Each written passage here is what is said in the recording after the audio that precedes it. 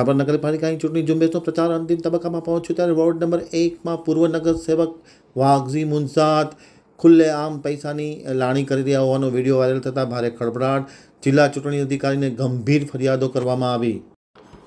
હવે જોઈએ રાપર આમતક ન્યૂઝ બ્યુરોનો એક વિસ્તૃત અહેવાલ। રાપર નગરપાલિકાની ચૂંટણીનો પ્રચાર ઝુંબેશ પરાકાષ્ઠાએ પહોંચ્યો છે ત્યારે રાપર નગરપાલિકાના વોર્ડ નંબર 1માં પૈસા વેચનાર માજી નગરસેવક વાઘજીભાઈ મુનસાદનો વિડીયો વાયરલ થતાં ભારે ખળભળાટ મચી જવા પામ્યો છે। આ બાબતે ખાસ કરીને તેમને પૈસાની લાણી કરતા હોય તેવો પ્રકારનો વિડીયો વાયરલ થયો છે।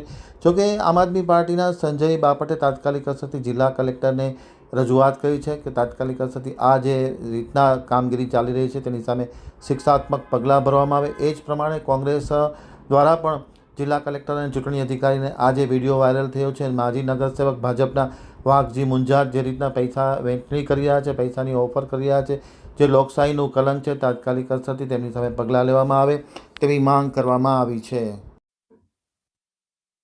જય હિન્દ। હાલ ગુજરાતભરમાં નગરપાલિકાઓના ઇલેક્શનો ચાલી રહ્યા છે।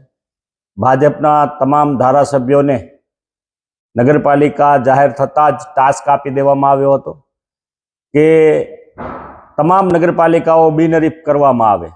જ્યાં બિનહરીફ નથી થઈ શકી ત્યાં ફોર્મ પાછા ખેંચાવી લેવા અથવા તો ઉમેદવારોને ખરીદીને ટેકો જાહેર કરાવી દેવો, એન કેન પ્રકારે સામદામ દંડ ભેદ નીતિ ભાજપ અપનાવી રહી છે।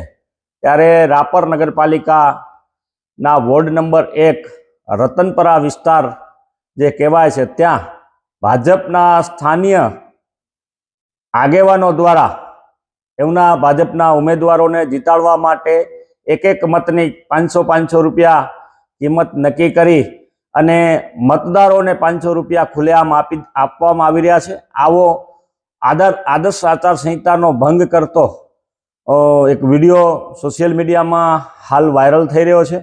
આ વિડીયોની તપાસ કર્યા પછી એની ખરાઈ કરીને કચ્છ કલેક્ટરશ્રીને, આદર્શ આચાર સંહિતાના અધિકારીશ્રીને, જે લોકશાહીનું ચીરણ થઈ રહ્યું છે, આદર્શ આચાર સંહિતાનો ભંગ થઈ રહ્યો છે, એ બાબતે આમ આદમી પાર્ટી દ્વારા ફરિયાદ કરવામાં આવેલી છે અને આ ફરિયાદના આધારે જ અમે જે આદર્શ આચાર સંહિતાનો ભંગ થયો છે અને જે ભંગ કરનારા એવામાંથી એક ત્યાં સ્થાનીય આગેવાન એવા મેઘજીભાઈ મુનસાદ જે ભાજપના આગેવાન છે અને એમની સાથે સ્થાનિકે જે પણ કાર્યકર્તાઓ, હોદ્દેદારો ભાજપના નીકળે અને એમને પૈસા જે વેચવા માટે ભાજપે આપ્યા છે એ તમામની તપાસ કરવામાં આવે અને આદર્શ આચાર સંહિતા